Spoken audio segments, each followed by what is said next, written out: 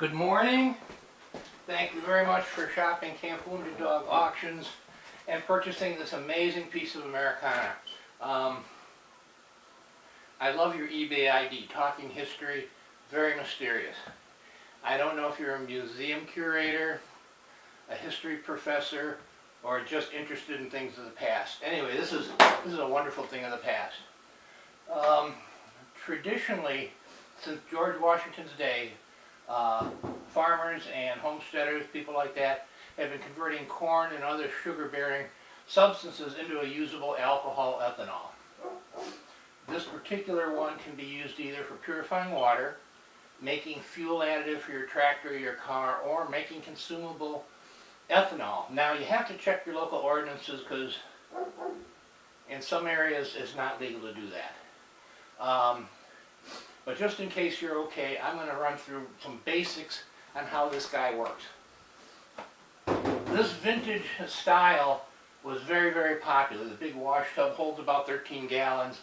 Many people converted these to stills. It was never manufactured as a still. It was always manufactured as a wash tub. But being copper, it doesn't rust. Excuse me, my dog is barking. I'll be right back. Come on, Zoe. You know, you always do. Okay.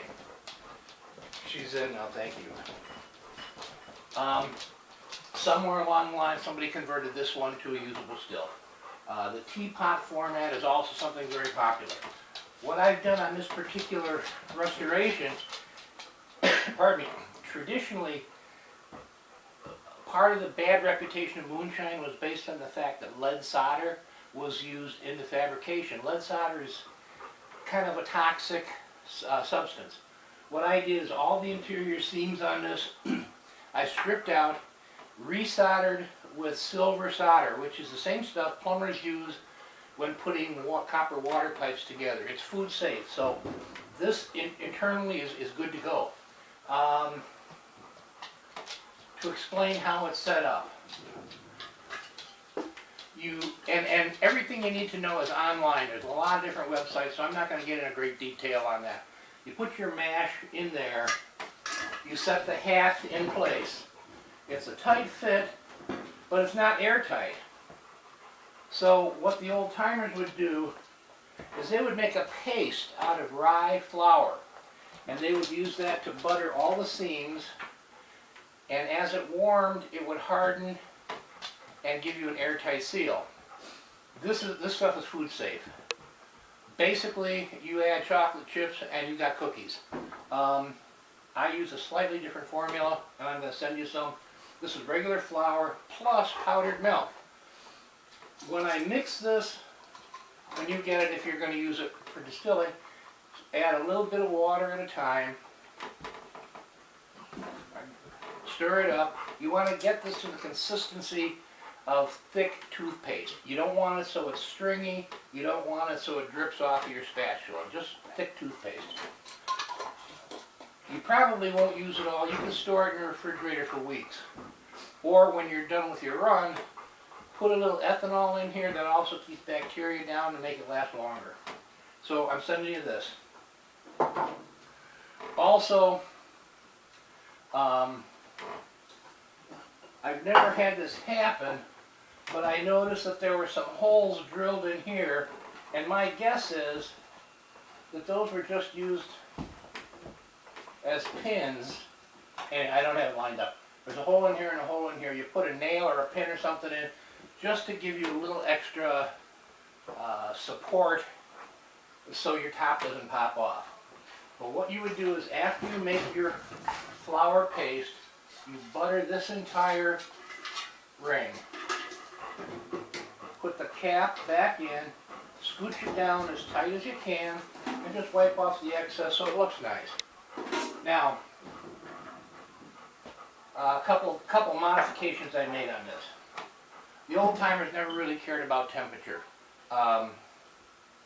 Most guys that are doing it now want to watch their temperature. I've drilled a hole in here with a rubber plug and a little cooking thermometer that fits in there. when you set your still up, butter this with the flour paste and put it in. This serves a dual purpose. It gives you a temperature reading so you know what's going on inside your machine. Plus, in the extremely, extremely, extremely rare event that you get a blockage in your system and the pressure builds up, this pops out, makes it kind of a mess but keeps you safe. Alright, so on this particular unit, this is one modification. Another modification I made was how everything is hooked up. The old timers would use burlap strips wrapped in, or soaked in the flour butter and wrapped around it. I've taken the liberty to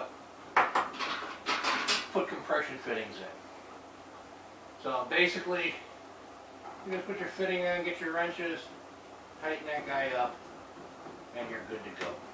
Now, in order to get a good tight fit, I always put a little wrap of Teflon tape around the bead. I put a little tape on the stir stick. Alright, so that goes in there like that.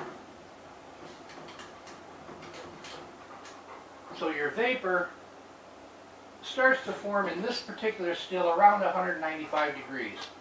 It comes up through here and goes into your thumper. Now the thumper is kind of a gadget for secondary distilling. The vapor comes in here. You hook your thumper up so the long leg is by the still.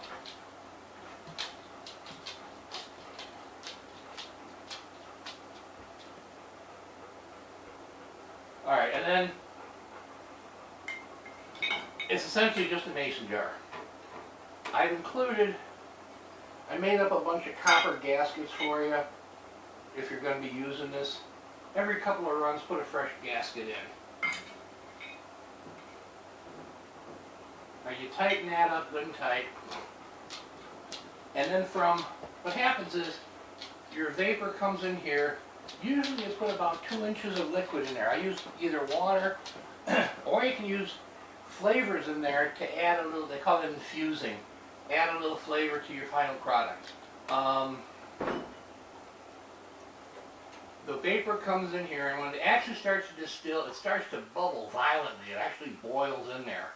And what it's doing is it's dropping off water that's in the vapor, and only the alcohol vapor is coming up and out of the short leg. What you do then is you put your worm on, and this allows the vapor to cool before you get to your condenser. Your condenser bucket has more copper coil and the spout. Fill this with cool water. As you set this up, you can adjust the various heights of your components. Copper tubing is flexible. Your temperature in the bucket will cause the vapor to condense as long as it's less than 120 degrees. More than 120 degrees.